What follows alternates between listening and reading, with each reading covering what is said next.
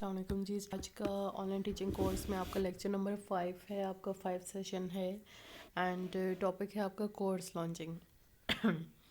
तो this is very important topic, ठीक है, कि आपका एक अर्निंग बेस्ड टॉपिक है। अगर आप इस लेक्चर को, इस सेशन को फोकस होकर अंडरस्टैंड करते हो, समझते हो, तो देन ये आपके लिए बहुत इजी है कि आप ऑनलाइन स्टूडेंट्स बहुत जल्द गेट कर सकते हो, ठीक है। So let's begin our today's lesson. If you're an online teacher and you want to earn a lot by teaching online, अगर आप एक ऑनलाइन टीचर हो और आप चाहते हो कि आपकी अर्निंग जो है अनलिमिटेड हो और आप बहुत ज़्यादा अर्न करना चाहते हो बाय टीचिंग ऑनलाइन पढ़ाने से, ठीक है, ऑनलाइन टीच करने से, सो यू कैन क्रिएट, तो आप बना सकते हो और लॉन्च कर सकते हो, ठीक है। लॉन्च करना भी बेसिकली बनाने को ही कहते हैं। Your course by following some basic steps.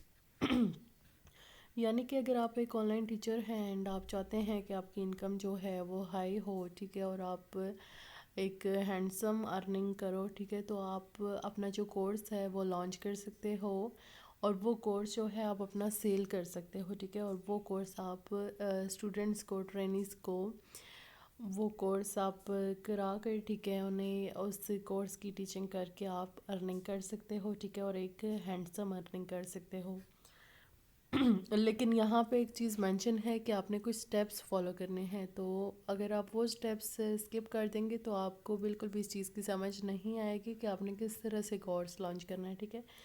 तो ये कुछ स्टेप्स हैं, बेसिक स्टेप्स हैं, अगर आप ये फॉलो करते हैं तो आप इजीली अपना कोर्स क्रिएट कर सकते हैं।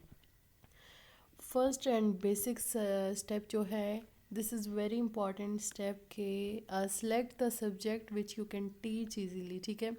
आप हमेशा वो सब्जेक्ट सेलेक्ट करें जो कि आप इजीली टीच कर सकते हो, ठीक है।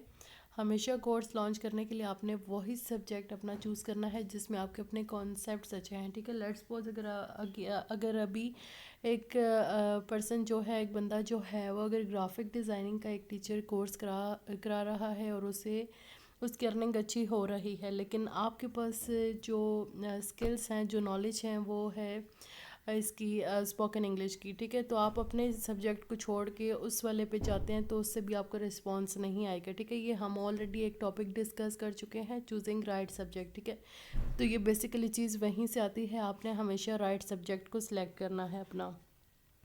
सेकंड है always set the low price, ठीक है। बहुत से टीचर्स ऐसे होते हैं स्टार्टिंग में, and this is human nature के, बहुत से लोग स्टार्टिंग में बहुत ज़्यादा सोचते हैं कि उन्हें बहुत ज़्यादा हाई अर्निंग हो, वो इस चीज़ के लालच में आके तो जो फीसेस होती हैं अपनी वो बहुत ज़्यादा हाई सेट कर देते हैं, ठीक है।